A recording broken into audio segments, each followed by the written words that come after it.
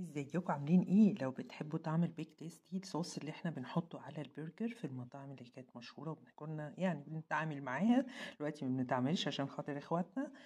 فهنعمل حاجة لطيفة جدا. هنجيب الخيار المخلل نقطعه صغير خالص وعليه وكل المقادير هحطها لكم في الكابشن. بس ايه الفكرة؟ ان احنا نركز مع بعض كده في التقطيع والحاجة عشان تبقى صغيرة وميبقاش باينة قوي في الصوص. عايزين تفرموها برضو اللي انتوا عايزينه، بس انا بحب طعمها وهي مكعبات كده بتبقى احلى.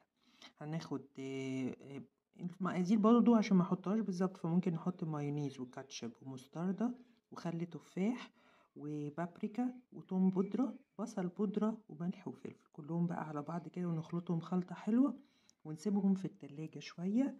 هتدينا طعم مدخن حلو قوي. نحطه على البرجر، نحطه على البطاطس، هنستعمله في اي حاجة من احنا بنحبها. هتبقى لايقة عليها جدا كمان لما نكون حاطين مع البرجر اللي هي الفحمة اللي بتبقى موجودة حط عليها نقطتين زيت قبل ما نقسم البرجر. والهنا.